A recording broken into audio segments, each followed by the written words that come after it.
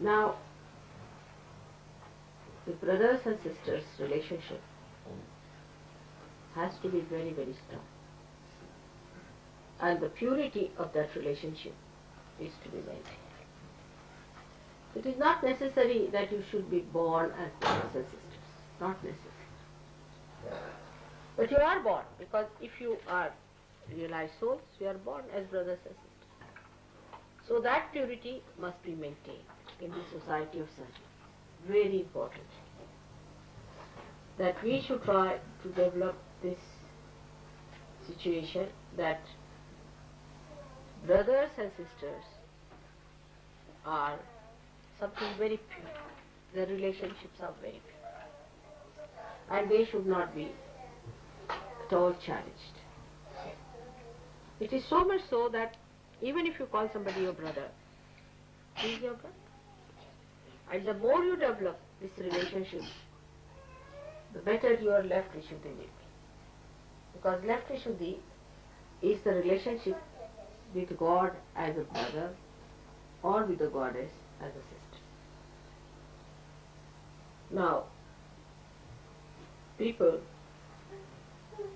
I've heard are trying also to say things against Mary Magdalene and against Christ and all kinds of things. You see, this is a sign of the decadence of our brains and our morality, that we cannot see purity in any relationship. We cannot see any purity in any relationship.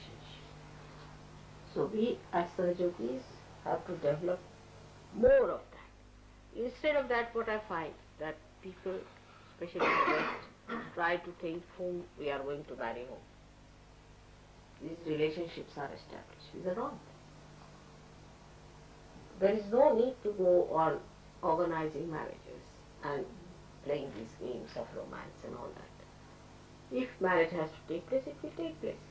But don't spoil the atmosphere. There are some people who are just like barbers who try to organize marriages, you see, and take a great pride in arranging marriages with this one to that one and that one to that one. It's not a desirable thing. One should not do it. There's no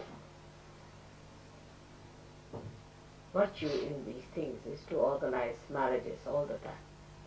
When the marriage time comes, it takes place. Now at the time of Muhammad Sahib, a big question arose because there were very few ladies, very few men and many, many ladies of all age groups. And they didn't know what to do, how to save these girls, because so many men died in the war.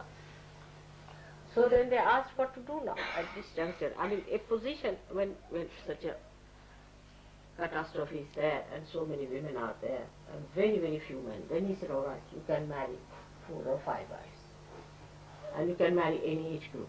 Because if you have to live with dharma, means marriage, means collective sanction, not without marriage. So he said, all right, you can even marry 5 times, but you must marry. Without marriage you cannot live. And that is why he was particular that every person should be married and should have no relationship without marriage. It was sin. Instead of that, now Muslims think that it is their right to marry 5 persons. I mean, when the men are more and women are less. Is that wrong? You have to find out a solution. And at that time, the relationship between even the sisters and brothers, he had to delimit, because there was a big problem. So he said, all right, the children born of the same parents cannot marry, but cousins could marry. That time. Now that time is changed. All right. It's not that time. We are not on war. There's nothing happening like that. There's no such problem. So let us develop now our pure relationship of brothers and sisters. The whole thing is that that relationship is so special, so close, and so pure. And such a relationship one should develop with a lady, any woman, or any friend you want to have. And one should remember that it cannot cross a certain limit. There has to have a maryada. Otherwise they become brothers and sisters and then they marry. It's not possible. So we have to have the boundaries. That is very important. In Sahaja Yoga we have to have maryadas and boundaries. And one of them is this, that once you call somebody a brother or a sister, it's an absolutely pure relationship.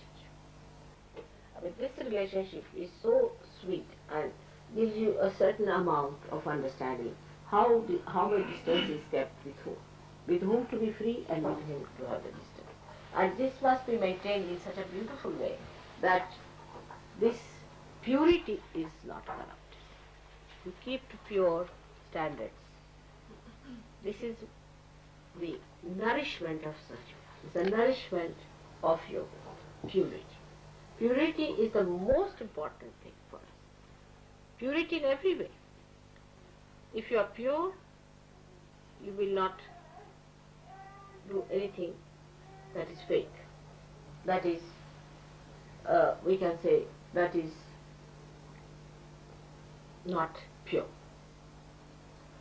So first of all, you will be pure yourself, and you will accept purity. You will appreciate purity, stand by purity. Any impurity you will not collaborate with or try to compromise with.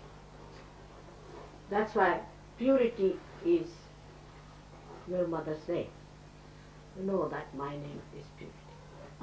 And this purity is such that it pures everything. It just purifies. The purity should be such that it should purify. Otherwise that purity has no meaning. For example, a soap purifies, alright? But you don't purify the soap. Do you clean the soap? I mean, some crazy people might be. I know some people who even wash the tap and also the water. And that's why this water, which is the purifier. Water is the purifier. Water purifies us physically. And also our poisons are driven out of our liver also by water. Water is a very great element in removing all problems. You use water for so many things, you know how you work it out. So this Lakshmi, which is purification, was born out of water. That's why she was called as Mary, as I told you. And I am also called as Neera, meaning born out of water. So one has to understand that today's message is that we inculcate purity. We should not cheat ourselves. It's easy to cheat, but we should inculcate purity within ourselves as a matter of our own achievement, as our own decoration, as our own beauty.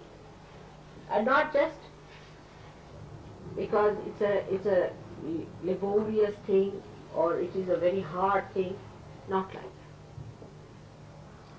It should be achieved with great pleasure and happiness. How do we like to have a bath and to be clean and to be presentable? In the same way, we should try to clean our thoughts. Just by paying attention to them, you can clean them. Thoughts must be made clean. First of all, why have thoughts at all? But even if you have clean and pure thoughts.